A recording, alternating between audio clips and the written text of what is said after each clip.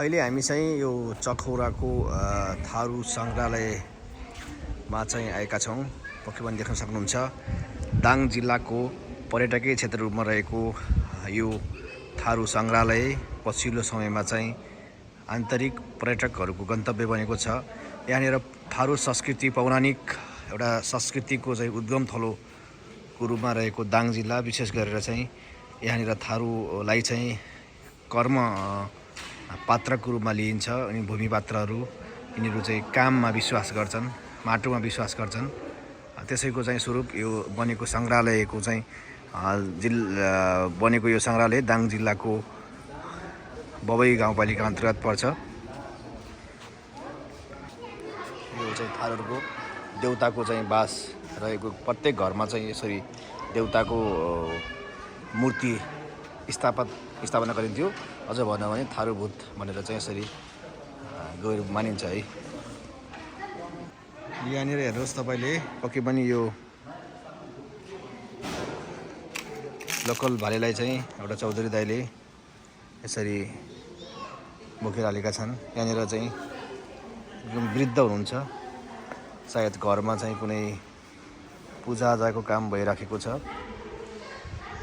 पक्कै पनि थारू संस्कृतिको यो उद्गम थलो यहाँनिर चाहिँ हेर्नुहोस्। यो चाहिँ पुरानो खालको चाहिँ हामीले ढिकी भन्छौँ। अहिले चाहिँ यो खासै गाउँघरतिर देख्न पाइँदैन। यो जातो अब हरेक ठाउँमा चाहिँ आफ्नो भन्ने तरिका होला, तर यो जातो रहेको छ। यसरी चाहिँ घरमा खाना पकाउँदाखेरि होस् अथवा आगो ताप्दाखेरि चाहिँ बालिने दाउरा अनि हुक्काको स्वादमा लिएको यो पौराणिक धेरै पुरानो को चित्र देखाउने यो तस्बिर रहेको छ, यो मूर्ति रहेको छ। चाहिँ भकारी हो, माटोबाट बनेको यो गर्ने भाँडो जुन भण्डार गर्ने भाँडोको छ। यसमा विशेष गरेर धानहरू, गहुँहरू, अन्नबाली राख्ने चाहिँ गरिन्छ। अहिले चाहिँ यो पनि खासै पाइँदैन। यसरी थारूको जातमा थारूको चाहिँ घरमा चाहिँ यसरी चाहिँ भण्डार गरिन्थ्यो। यसरी पहिले चाहिँ अन्नबाली क्या हो कहाँबाट गऱ्यो? यो चाहिँ चौधरी जातिको चाहिँ यो देउखुरिया थारू झुम्रा नाच हेर्नुहोस्, यसरी वर्णन गरेको छ यो है।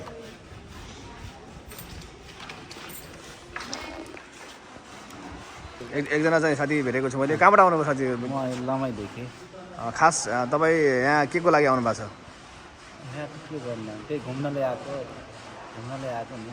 कस्तो पाउनुभयो त यहाँको? राम्रो छ कि के छ? ठिकै छ, राम्रो छ। हस्, धन्यवाद। भोटाले नै बनाउने बेजी अहिले चाहिँ यो चितकन्या थारू लट्ठी नाचको चाहिँ यो हेर्नुहोस्। यो होली पर्व नाचिन्छ। यो होली पर्व नाचिने चाहिँ चितकन्या थारू नाचको यो हेर्नुहोस्। यो खालको चाहिँ मतवा मृदङ्ग नाच कोशी पारीको क्षेत्रमा बसोबास गर्ने थारू जातिले नाचिने चाहिँ झुम्रा नाच रहेको छ। हेर्नुहोस् है, यो थारूको संस्कृतिको चाहिँ एउटा उद्गम एकदमै मनोरम दृश्य हो। हेर्नुहोस् है, यो चाहिँ तपाईँ पनि पक्कै पनि आउनुहोस् है। यो दाङ जिल्लाको अवस्थित थारू सङ्ग्रहालयमा चाहिँ चखौराको थारू सङ्ग्रहालयमा पक्कै पनि सबैजना आउनु होला है। यो एकदमै हाम्रो विशेष गरेर दाङ जिल्लाको पहिचान, दाङ जिल्लाको सभ्यता, यहाँका आदिवासी चौधरी जाति अथवा थारू जातिको यो सांस्कृतिक एउटा सङ्ग्रहालय हो। त्यसमा तपाईँले सबै कुरा चाहिँ निहाल्न सक्नुहुन्छ है। हजुर, तपाईँ हार्दिक स्वागत छ।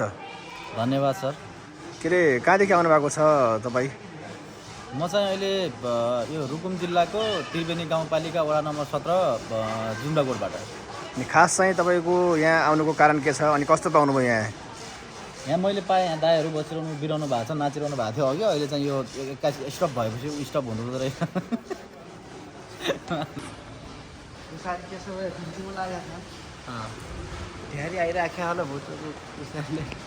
अहिले हामी अर्को एरियामा जाँदैछौँ। हेर्नुहोस् है,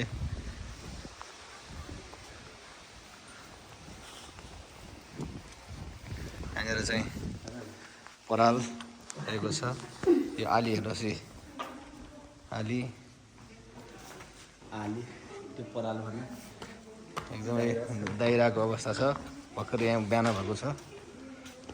ए घाम पनि लागेको छ, घाम पनि यहाँ भर्खरै सुरु भएको छ। हेर्नुहोस् है गोरु, ओहो गोरुले मार्छ कि यो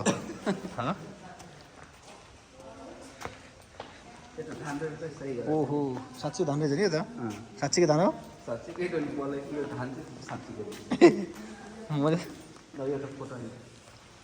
भर्खर यहाँ बर्खा सुरु भयो है, पानी भर्खरै भिजेको छ यहाँनिर एकदमै नेचुरल। यो फेरि कृत्रिम होइन, यो पुरै नेचुरल हो है। यो मान्छे चाहिँ कृत्रिम हो, तर सबै कुरा चाहिँ यहाँनिर नेचुरल देख्न सक्नुहुन्छ है।